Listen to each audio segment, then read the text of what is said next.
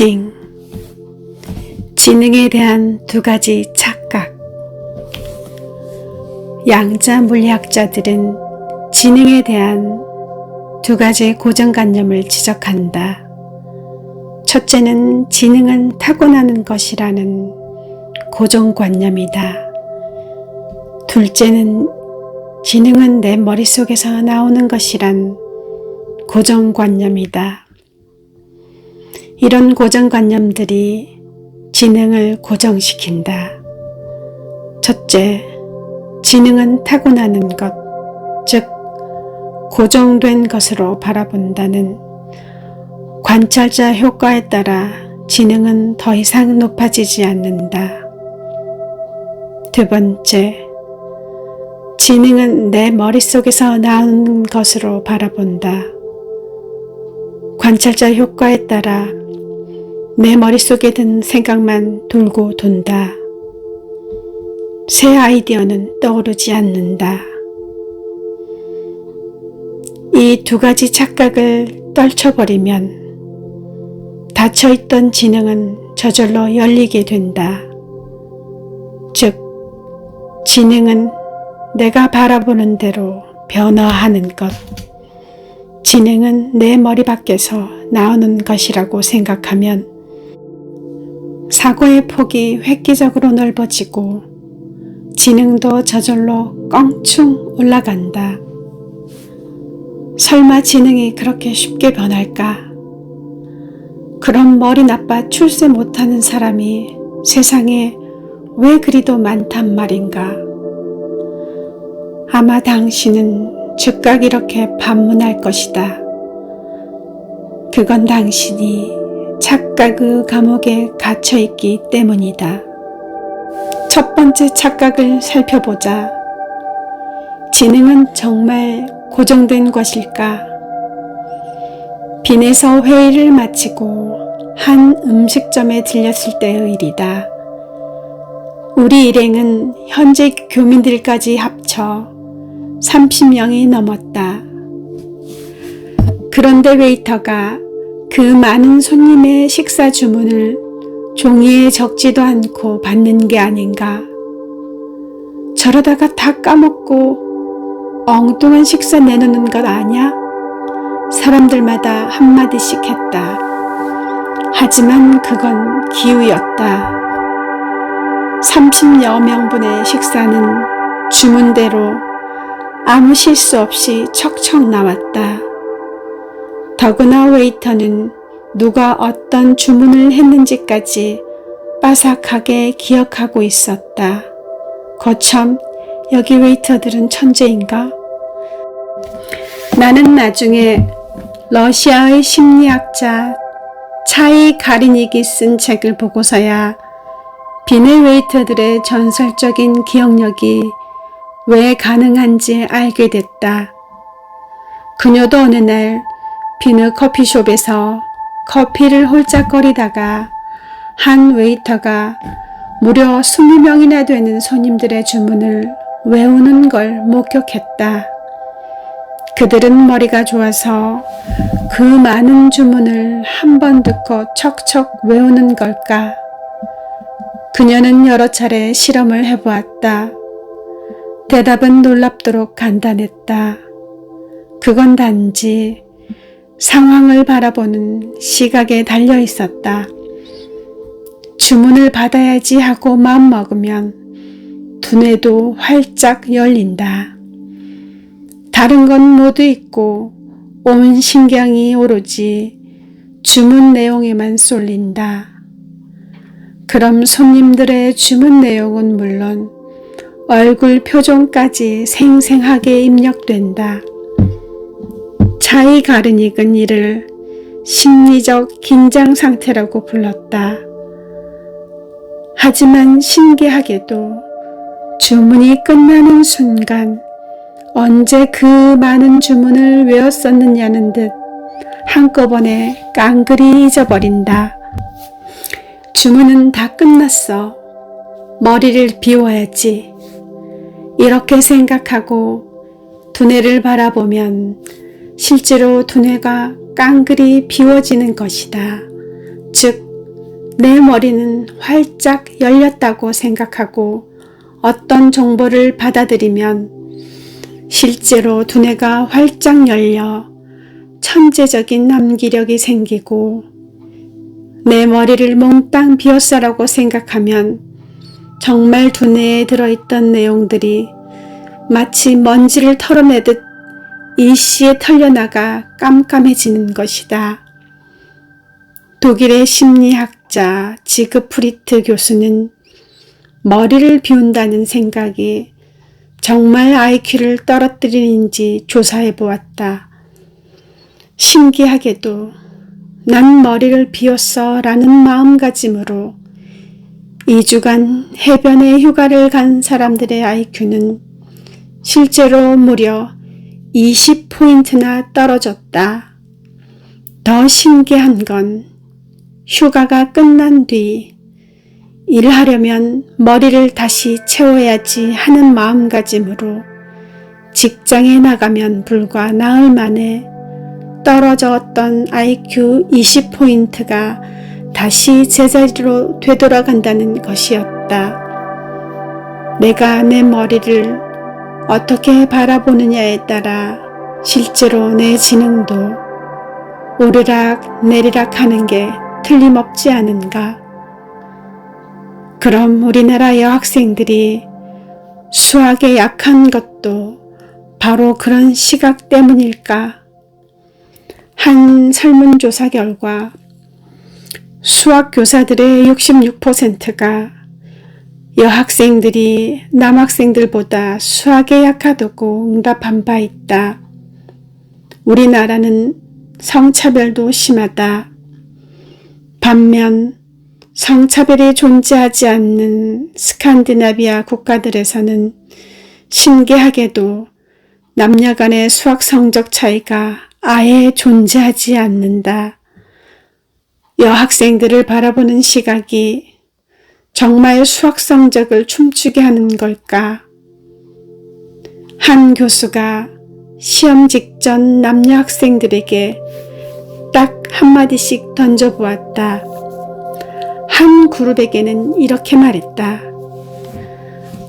과거 시험의 결과 남녀 간의 차이가 꽤 크게 나타났던 시험입니다. 여학생들에게 여학생은 수학에 약해라는 편견을 떠오르게 하는 한마디였다. 그리고 다른 그룹에게는 이런 편견이 들지 않도록 말해보았다. 과거 시험의 결과 남녀 간의 차이가 나타나지 않았던 시험입니다. 결과는 짐작대로다. 여학생은 수학에 약해라는 편견을 퍼뜩 떠올린 채 시험을 치른 여학생들의 성적은 남학생들보다 떨어졌다. 반면 이런 편견을 잊은 채 시험을 본 여학생들은 남학생들과 같은 수준의 성적을 거뒀다. 스탠퍼드 대학의 스틸 교수가 실시한 실험이다. 그럼 만일 여교사가 학생들 앞에서 무심코 이런 말을 중얼거린다면 어떨까? 어휴, 난 왜 계산이 서툴지? 여자라 그런가 봐. 1년 후 수학 시험을 쳤더니 그 반 여학생들의 수학 성적이 형편없이 떨어졌다. 기이하게도 남학생들의 성적이나 다른 반 여학생들의 성적엔 별 변화가 없었다. 이는 실제로 시카고 대학의 베일록 교수가 초등학교 1, 2학년생들을 대상으로 실험에 얻은 결과다. 여교사가 무심코 흘리는 편견의 말 한마디가 어린 여학생들의 평생 수학 능력에 돌이킬 수 없는 상처를 냈던 것이다. 그럼 거꾸로 여학생들의 수학 점수를 끌어올리는 편견은 없을까? 미국에서는 한국, 중국, 인도 등 아시아계 학생들은 남녀를 불문하고 수학을 잘한다는 고정관념이 널리 퍼져 있다. 신기하게도 수학시험을 칠 때 이 고정관념을 퍼뜩 떠올리도록 유도하면 아시아계 여학생들의 수학 점수도 쑥 올라가는 기현상이 일어난다. 이런 고정관념이 수학 점수에 얼마나 강력하게 나타날까? 하버드 대학의 쉬 교수는 아시아계 여성들을 세 그룹으로 나누어 수학시험을 쳐보도록 했다. 먼저 시험을 치기 직전 각기 간단한 설문조사에 응하도록 했다. A그룹 인종에 관한 설문조사, 수학 잘하는 아시아계라는 고정관념을 상기시킴. B그룹 성에 관한 설문조사, 고정관념과는 상관없음. C그룹 전화 서비스에 관한 설문조사, 고정관념과는 상관없음. 예상은 적중했다. 자신을 수학 잘하는 아시아계로 바라보며 시험을 친 A그룹의 수학 점수가 B나 C그룹보다 삐죽하게 솟아올랐다. 정말 신기한 일이야. 자신을 어떻게 바라보느냐가 이런 차이를 만들어내다니. 그럼 고정관념이 존재하지 않는 곳에서는 점수 차이도 안 날까? 교수는 이번에는 캐나다 밴쿠버를 실험 장소로 택했다. 미국과는 달리 그곳은 중국, 홍콩, 대만, 한국, 일본의 일반 이민자들이 워낙 많이 뒤섞여 사는 곳이다. 수학 잘하는 유학생들이 몰려있는 미국과는 다르다. 따라서 아시아인은 수학 잘한다라는 고정관념도 사실상 존재하지 않는다. 교수는 그곳에 사는 아시아계 여성들도 앞서와 똑같이 A, B, C 세 그룹으로 나눠 똑같은 실험을 해보았다. 이번에도 A그룹의 수학 점수가 높았을까?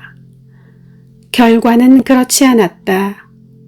정말 신기하군.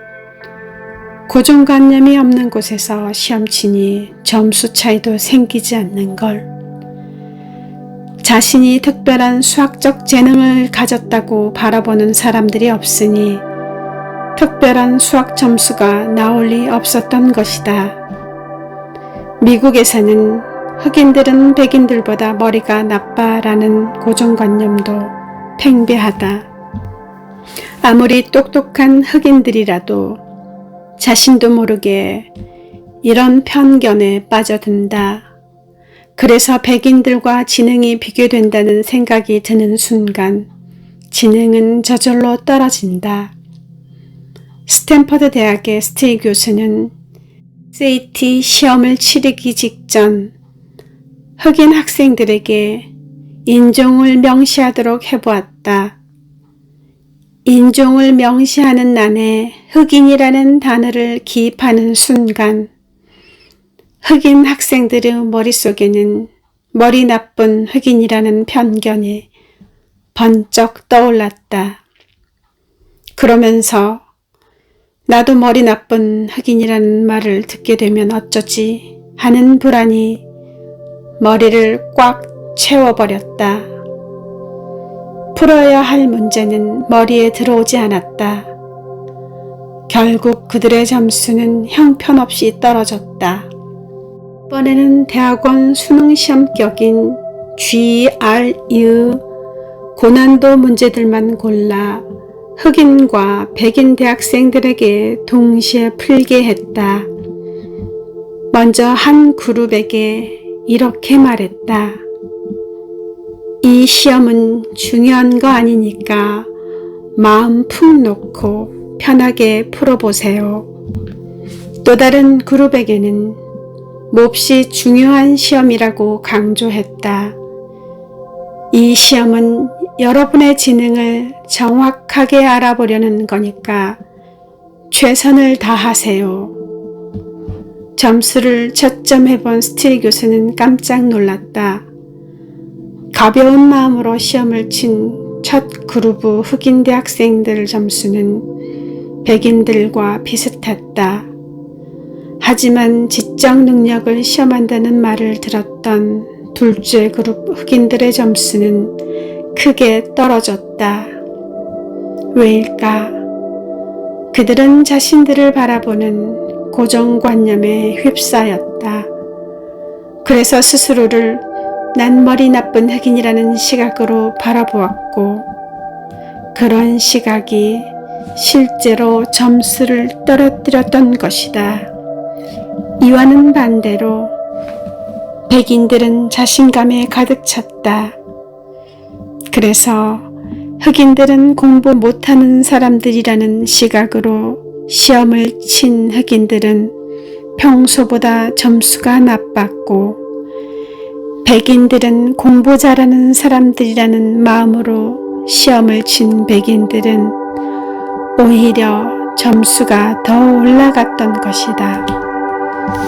흥미로운 사실은 백인 학생들에게 시험 직전 지금 우리가 치르는 시험의 과거 성적을 보면 동양인이 백인들보다 점수가 좋았다고 말하면 백인들의 성적이 평소보다 정말 떨어진다는 것이다. 한 교수가 평소 공부를 잘하는 백인 남학생들에게 시험지를 나눠주며 말해보았다. 아시아계 학생들은 수학을 잘한다고 하죠. 이 시험은 바로 그 비결을 캐내려는 실험의 일부입니다. 그 말을 듣는 백인 남학생들의 표정이 순간적으로 바싹 얼어붙었다. 백인들은 아시아계보다 수학에 약해라는 고정관념이 불쑥 떠올랐기 때문이다. 아니나 다를까 그들의 점수는 어이없이 툭 떨어졌다. 고정관념을 암시받지 않은 남학생들보다 18문제 중 무려 평균 3문제나 더 틀렸다. 실험을 주도한 뉴욕대학의 아론순 교수는 혀를 끌끌 찼다. 그 학생들은 모두 SAT 점수가 800점 만점에 750점 이상인 우수한 학생들인데 말 한마디에 그처럼 큰 복으로 점수가 떨어지다니.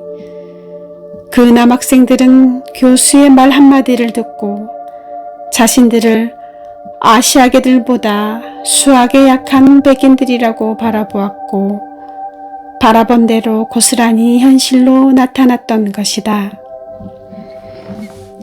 정말 거짓말처럼 간단한 일 아닌가? 나의 지능을 높이고 싶다면 나의 지능을 높게 바라보면 그만이다. 전적으로 내 두뇌를 어떻게 바라보느냐에 따라 달린 문제다. 그래서 컬럼비아 대학의 심리학자 드웩 교수는 내 지능은 내가 어떻게 바라보느냐에 따라 고무줄처럼 줄기도 하고 늘어나기도 한다고 말한다. 정말 신기한 일 아닌가? 고정된 줄로만 알았던 지능이 고무줄처럼 늘었다 줄었다 하다니, 지능은 전혀 고정된 게 아닌 것이다. 그럼 두 번째 착각은 어떤가?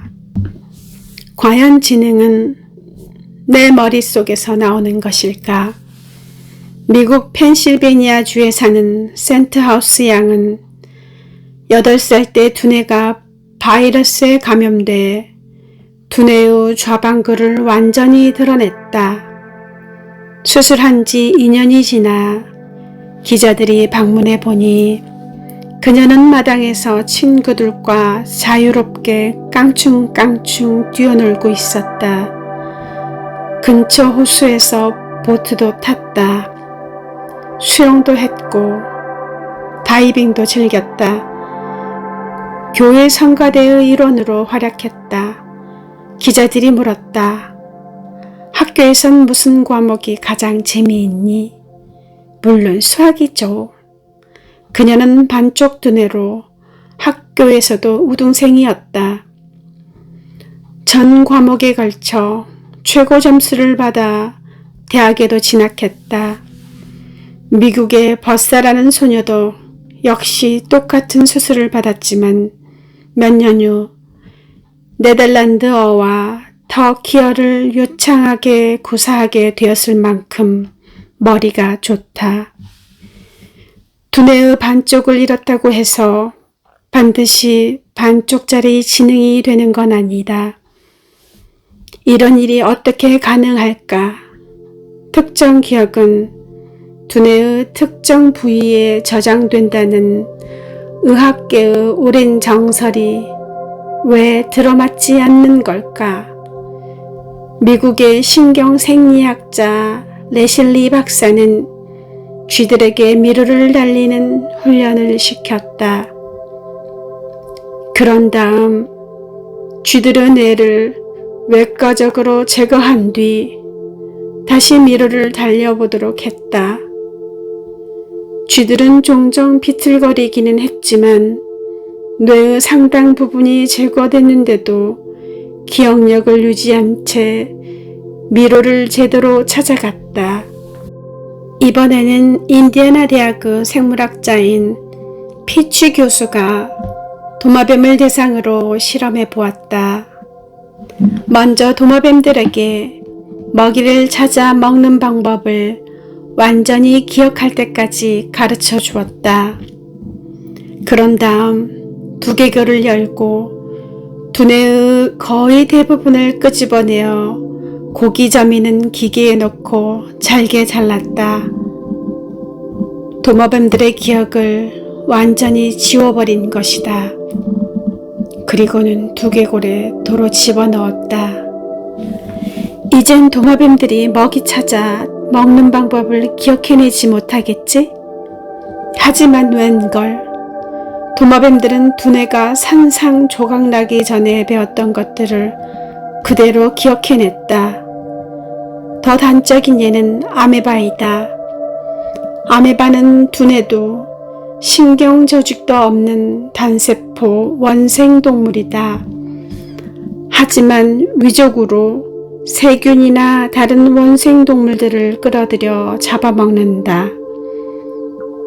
두뇌도 없는 아메바가 뭘 잡아먹고 어떻게 싸우거나 도망칠 것인지를 척척 궁리해낸다. 두뇌는 없지만 분명히 생존을 위한 지능을 갖고 있다.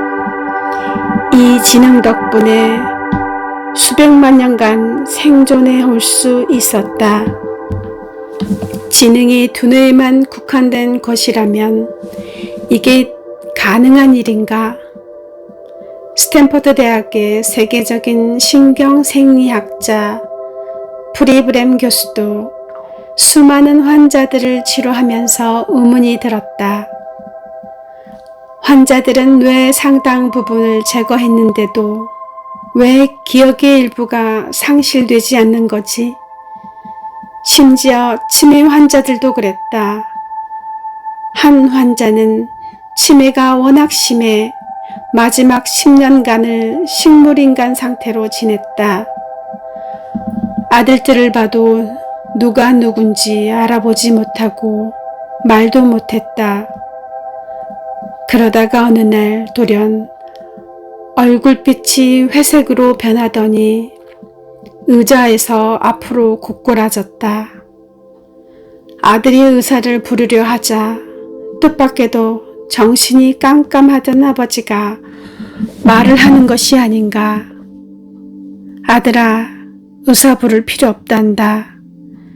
어머니에게 사랑한다는 말을 전해주렴. 나는 괜찮다는 말도 함께. 아버지가 숨을 거둔 직후 부검을 해보니 뇌세포 대부분이 치매로 파손돼 있었다. 사실상 두뇌가 없는 거나 마찬가지였다.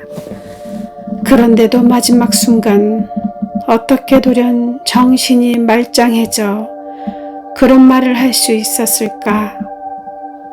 또한 영국의 뇌과학자 로버 박사가 뇌세포의 90%가 파손된 뇌수종 환자들을 조사해보니 지능지수는 놀랍게도 발병 이전과 변함없는 것으로 나타났다. 어떻게 이런 일이 가능할까? 두뇌는 지능이 생기는 곳이 아니라 어디선가 지능을 받아들이는 기능만 하는 걸까? 두뇌 과학자들은 오랫동안 아인슈타인의 지능이 그의 두뇌에 들어있는 것으로 착각했다. 그래서 그가 죽은 뒤 두뇌를 방부제인 포름알데히드가 든 유리병에 넣어 보관해뒀다. 결국 나중에는 여러 과학자들이 연구를 한다며 서로 여러 조각으로 나누어 가졌다. 그럼 그의 지능도 여러 조각으로 쪼개어졌을까? 그의 지능은 그중 어느 조각에 들어있을까? 창밖을 내다보면 왜 성적이 오를까? 이처럼 지능이 두뇌에서 나오는 게 아니라면 도대체 어디서 나올까? 한 초등학교 이야기다. 그 학교는 창문이 거의 없는 낡은 건물이었다. 낮에도 형광등을 켜야 할 만큼 어두컴컴했다. 설상가상으로 선생님들은 학생들의 집중력을 높인다며 수업할 때 커튼까지 쳐놓곤 했다. 학생들의 성적은 전국에서 꼴찌를 맴돌았다. 선생님들은 한탄했다. 이 아이들은 머리가 너무 나빠. 아무리 가르쳐도 따라가지 못해. 얼마 후 창문이 널찍한 새 학교 건물로 이사를 갔다.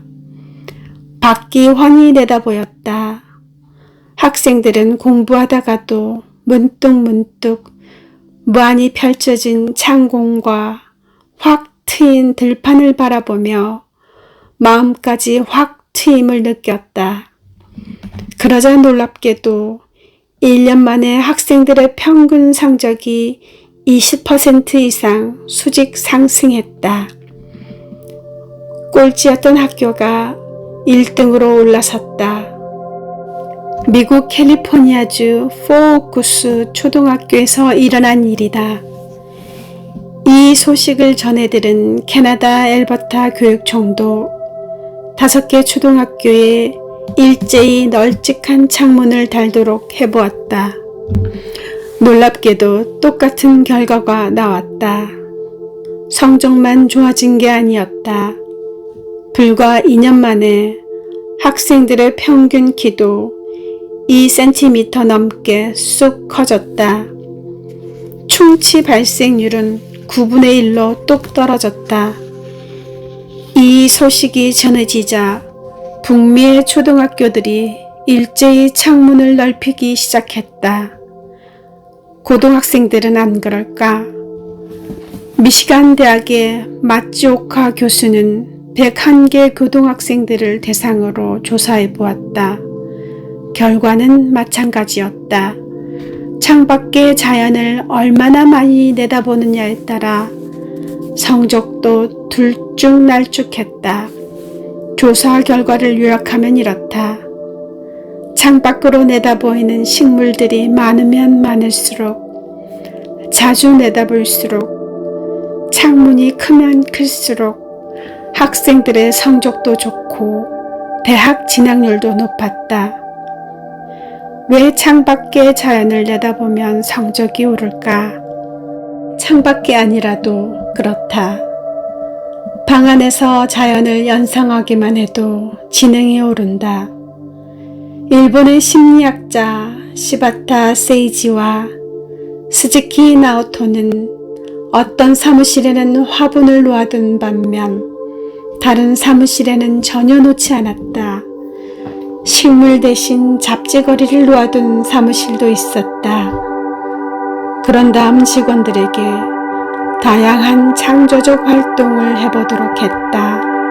실험 결과 식물을 바라본 직원들의 창조성이 단연 압도적으로 높았다.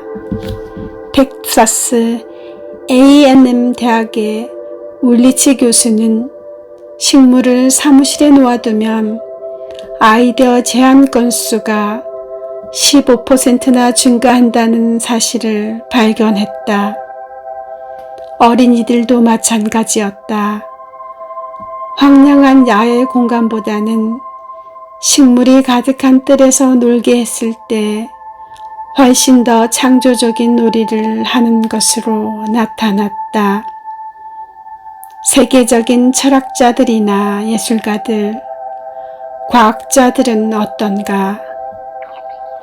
그들이 하나같이 자연을 바라보며 산책했던 것도 지능의 마력에 홀려서였을까? 독일의 철학자 임마누엘 칸트는 평생 자신이 살던 퀘니히스베르크를 벗어나 본 적이 없었다. 난 여행을 하지 않는다. 자연 속에서 모든 해답을 얻을 수 있는데 왜 굳이 돈과 시간을 들여 여행을 하는가? 그는 매일 정확하게 오후 3시 30분에 늘 똑같은 거리를 산책했다. 걷는 속도도 변함이 없었다. 동네 사람들이 그가 집 앞을 지나가는 시간을 보고 시계를 맞추었다는 유명한 일화도 여기서 나왔다. 우울증에 시달렸던 베토벤은 심지어 비가 억수같이 쏟아지는 날에도 우산이나 모자도 쓰지 않은 채 성과 그 큰 공원을 산책했다. 산책하지 않으면 새로운 아이디어가 떠오르지 않는다고 생각했기 때문이다. 루소와 에머슨, 키르케고르는 산책을 할 때 반드시 작은 노트를 챙겼다고 한다.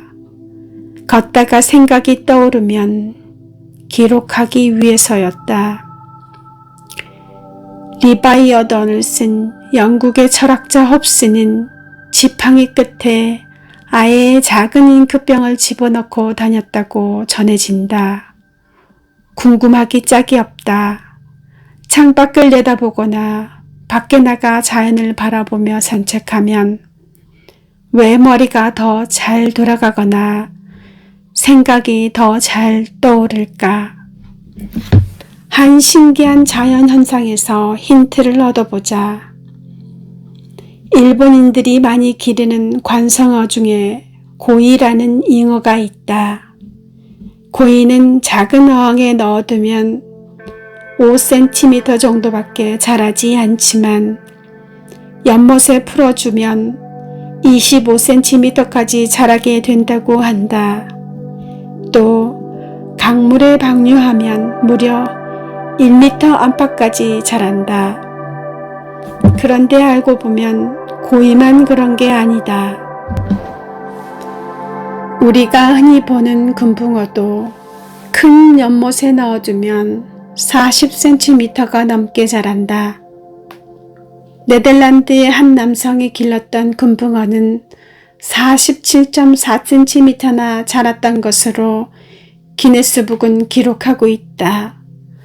강물에 방류하면 1m도 넘게 자란다. 그뿐인가? 그곳에 살면 수명도 늘어난다. 미국의 TC라는 이름의 금붕어는 무려 43년간이나 살아 역시 기네스북에 올랐다. 얼마나 넓고 멀리 바라보며 자라느냐에 따라 물고기의 크기가 20배나 넘게 차이가 나고 수명도 부쩍부쩍 늘어난다.